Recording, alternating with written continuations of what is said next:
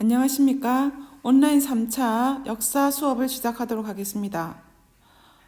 일단 여러분한테 미안하다고 말하고 싶습니다. 앞에 2차 역사 수업이 너무나 길었죠.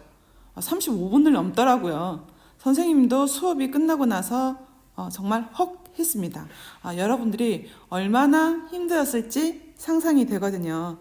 선생님이 조금 더 설명을 자세히 하고자 붙였던 말들이 조금 시간을 오버했습니다. 시간을 넘어섰어요. 여러분들이 2차 때 많이 힘들었을 거라고 생각합니다. 그래서 3차 수업은 조금 짧게 진행할게요. 그러니까 여러분들이 조금 힘들더라도 3차 수업은 조금 집중해서 해주시고요.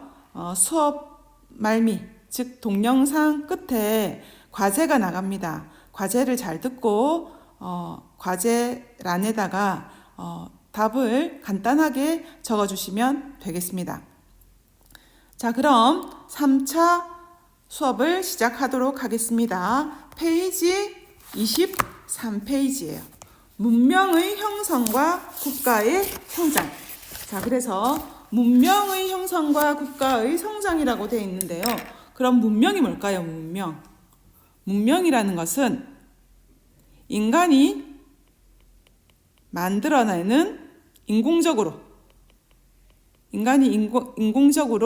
만들어낸 물질 같은 것을 우리는 문명이라고 합니다. 그래서 인류의 문명이 파괴됐어, 인류의 문명이 발전하고 있어, 이런 말을 쓰죠. 그래서 드디어 인류가 출현하면서 이 인류들이 서서히 도구를 제작하고 농사를 짓게 되면서 서서히 집단적인 문명을 형성하게 됩니다. 이런 문명이 형성하게 되면서 조금씩 국가가 성장하는 바탕을 마련하게 되는 거죠. 이번 시간 목표는요, 문명의 형성 배경을 설명할 수 있고요. 그 다음 여러 지역에서 발생한 문명들의 공통점과 차이점을 분석할 수 있습니다. 그 다음 초기 국가의 특징은 다음 시간에 배우도록 하겠습니다. 첫 번째, 큰강유역에서 인류 최초의 문명이 발생하다라고 되어 있어요. 자, 그러면 문명의 발생입니다. 자, 농업이 발달하고 인구가 증가하면서 사람들이 한 곳에 모여 살게 되었습니다. 특히 큰강유역에서는 가뭄과 홍수에 대비하기 위해 둑을 쌓고 저수지를 만드는 일에 대규모의 인력이 필요하다, 즉 많은 사람들의 일이 필요했겠죠. 그리고 많은 사람들이 모이게 되니까 집단 간의 통합이 필요합니다. 집단 간의 통합이 필요하고요. 그리고 많은 사람들을 이끌어가려면 리더가 필요하겠죠. 즉 권력을 가진 지배자가 등장합니다. 자, 그러면 앞에서 배웠던 신석기 시대의 평등한 사회하고는 조금씩 달라지는 모습이 여기서 보이게 됩니다. 그리고 또한 청동기 사용, 다른 단어가 나오네요. 청동기라는 앞에서 배웠던 구석기, 신석기, 즉 뗀석기, 간석기와는 다른 청동기, 즉 금속을 사용하기 시작합니다. 그래서 이 문명의 발생은 언제부터 발생했느냐? 청동기 시대라는 것을 알 수가 있겠네요. 자, 그래서 청동기의 사용으로 정복전쟁이 활발해지면서 계급분화가 촉진됩니다. 자, 여기서 보니까 계급분화가 촉진된다고 되어 있어요. 그러면 청동기 시대는 평등사회가 아니라는 거죠. 무슨 사회? 신분사회라는 것을 알 수가 있습니다. 그리고 지배계급은 신정과 궁궐을 짓고 주민을 통치하기 위한 여러 가지 제도를 만들었는데 이 과정에서 도시국가가 나타나요. 도시국가란 뭐냐? 지금처럼 커다란 국가가 아니고요. 조금한 곳에서 나타나는 국가를 도시국가라고 합니다. 또 제사, 통치, 상업활동 등에 이용할 목적으로 드디어 뭐 하는 겁니까? 문자가 만들어집니다. 그래서 문명의 발생에 있어서 가장 큰 특징은 드디어 인간이 문자를 사용하게 됐다는 겁니다. 자, 그래서 문자가 만들어지면서 인류는 문명 사회로 접어들었고 이와 함께 세계 문명이 나타납니다. 그래서 교과서 23페이지의 그림에 보면 이 4개의 문명이 나와 있어요. 이집트, 메소포타미아, 인더스, 중국 문명. 이 4개의 문명이 나와 있는데요. 이 문명을 뭐라고 하느냐? 인류의 4대 문명이라고 말합니다. 그래서 여러분들은 반드시 이 인류의 4대 문명을 알아놓으셔야 되고요. 4대 문명이 어디서 발생했는지 강과 함께 연결지어서 알아놓으셔야 됩니다. 그래서 지금 이 그림에 보면 기역, 니은, 디귿, 리을을 보면 다 강이 표시되어 있는 걸 알 수 있습니다. 그럼 이건 뭐겠어요? 인류의 4대 문명은 큰 강 근처에서 발생했다는 것을, 큰 강 근처에서 또는 유역에서 발생했다는 것을 우리는 알 수가 있습니다. 자, 그럼 기억 첫 번째 이집트 문명을 보도록 하겠습니다. 네, 이집트. 여러분이 잘 알고 있는 피라미드나 이런 것 등을 만들어 놓은 문명이에요. 이 이집트 문명은 어느 강과 함께 했느냐? 나일강입니다. 나일강. 많이 들어봤죠? 이집트에서 가장 큰 강, 나일강 근처에서 이집트 문명이 발생합니다. 그 다음 여러분한테 조금 생소할 수 있는 메소포타미아 문명이라고 되어 있는데요. 왜 메소포타미아냐면 이 지역 전체를 메소포타미아 지역이라고 불렀어요. 그래서 메소포타미아 지역이라고 불렀기 때문에 이 메소포타미아 문명이라고 했는데 이 지역은 크게 다른 큰 강 두 개의 큰 강 2개를 가지고 문명이 발생했습니다. 그래서 니은의 강은 뭐냐? 유프라테스 강이에요. 말이 좀 어렵죠? 유프라테스 강.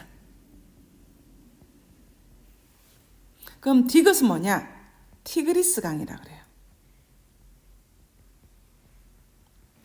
그래서 메소포타미아 문명은 2개의 큰 강 유프라테스와 티그리스 강을 함께 연결해서 문명이 발생합니다. 메소포타미아 문명은 조금 설명을 하겠어요. 그 다음 인더스 문명. 네, 인도 문명이에요. 인도 문명. 그래서 여러분들이 잘 알고 있는 한 번은 들어봤을 강 인더스 강 근처에서 문명이 발생합니다. 그 다음 네, 중국 문명이에요. 중국 문명. 미음의 강은 무슨 강이냐? 황하강이에요. 이 황하강에서 문명이 발생하게 됩니다. 황하 또는 황허라고 얘기를 많이 해요. 그래서 황하 또는 이 황허 문명이 발생이 하게 됩니다. 자, 그러면 이 4개의 문명이 강 근처에서 발생하게 되는데요. 큰 강 유역에서 문명이 발생하게 된 이유는 뭘까요? 첫 번째, 농사짓기가 유리해요. 그렇죠? 농사짓기에 유리하니까 사람들이 어떻게 되겠어요? 모이게 되겠죠. 그래서 사람들이 모이기 쉬워요. 그러니까 집단을 만들기가 쉬운 거죠.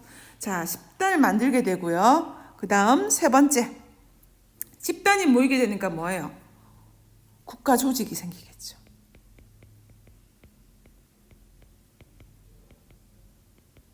자, 이렇게 농사짓기에 유리하고 하니까 사람들이 모였어요. 사람들이 모이다 보니까 이제 국가 조직이 발생하게 된 거죠. 그래서 위에 교과서에서처럼 이 국가를 통해서 문명이 발생하게 됩니다. 그래서 여러분들이 큰 강 유역에서 문명이 발생하게 된 이유와 이 인류의 4대 문명은 반드시 알아놓으셔야 돼요. 별표 5개입니다. 선생님이 왜 별표 5개 하겠어요? 시험에 유리하겠죠. 그래서 요거는 상식적으로나 또는 여러분들이 어디서 가서 너 인류 문명이 네 개가 뭔지 알아? 이렇게 말할 때, 지식을 뽐낼 때도 사용할 수가 있어요. 그러니까 여러분들이 시험뿐만 아니라 역사를 배운 학생으로서 반드시 알아야 되는 것이 요 4대 문명입니다. 자, 그러면 학습지를 잠깐 살펴볼까요? 자, 큰강 유역에서 시작된 문명입니다. 문명 발생지 자연환경. 큰강 유역 티그리스강과 유프라테스강 사이에 있는 그쵸, 메소포타미아 지역이에요.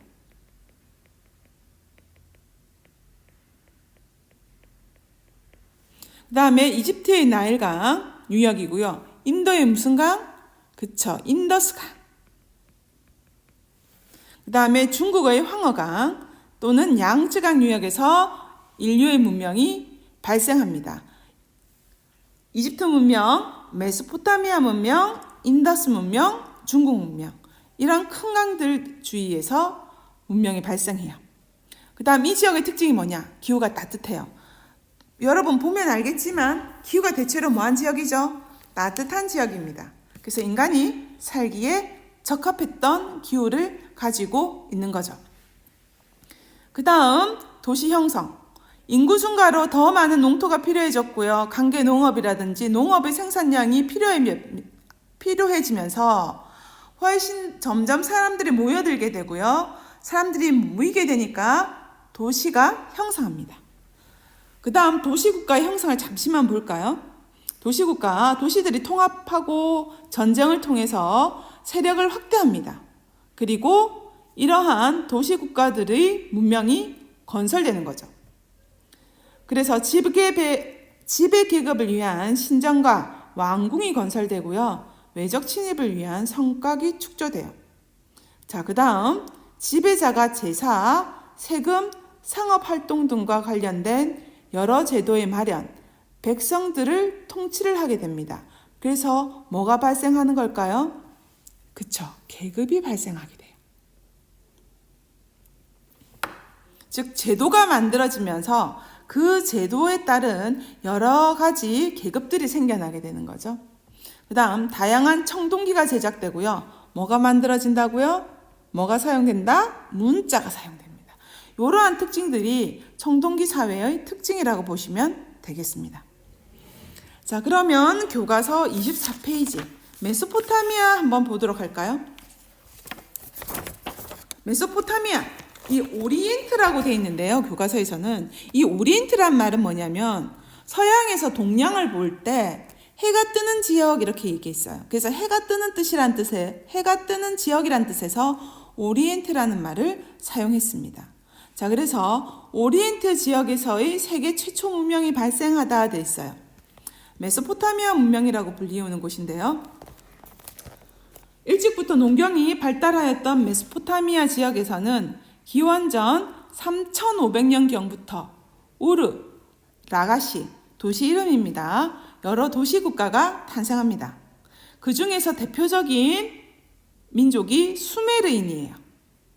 수메르인은 도시 중심에 지구라트, 거대한 신전 이름이 지구라트입니다. 교과서에서 보듯이 굉장히 큰 성곽으로 흑별로 지은 성곽의 이것을 지구라트라고 불러요. 그래서 혹시 바벨탑이라고 들어보는지 모르겠지만 인간들이 하늘에 있는 신과 닿기 위해서 높게 탑을 만들었어요. 이것이 아마 지구라트라고 불리운다라고 추측을 하는 거죠. 지구라트라는 거대한 신전을 세워 제사를 지냈고 국왕은 신을 대신하는 존재로서 백성을 통치했습니다. 자, 그래서 수메르인은 달의 움직임을 기준으로 하는 날짜를 계산하는 태음력. 그러니까 우리는 지금 양력을 쓰고 있죠. 양력이 뭐냐? 지금 우리가 쓰고 있는 날짜는 양력이에요. 태양을 중심이에요. 근데 이 수메르인은 혹시 음력이라고 들어봤나요? 우리는 원래 조선에서는 음력, 달의 움직임에 따라 그 달력을 만들었거든요. 우리가 흔히 알고 있는 음력이라고 생각하면 되겠어요. 음력을 만들었고요. 60진법입니다. 진법이 뭐냐면 우리는 10진법을 사용하고 있잖아요. 1, 2, 3, 4, 5, 6, 7, 8, 9, 0이죠. 10개씩마다 숫자가 커지잖아요. 여기는 말하자면 60진법이에요. 즉 1, 2, 3, 4, 5, 6, 7, 8, 9, 10, 11, 12, 13, 60이 되면 다시 0이 되는 거죠. 1부터 59까지 갔다가 0이 되는 거예요. 이걸 60진법이라고 합니다. 그래서 여러분들이 나중에 수학 시간에 2진법 또는 5진법을 배울 거예요. 그러면 60진법이 자연스럽게 이해가 될 겁니다. 그 다음 문자가 반드시 알아놓으세요. 쇠기 문자를 사용했어요. 쇠기 모양의 쇠기 문자를 사용했습니다. 메소포타미아의 문명의 기초를 세웠습니다. 그래서 이 수메르인들이 메소포타미아의 문명을 기초를 닦았다라고 생각하면 되겠어요.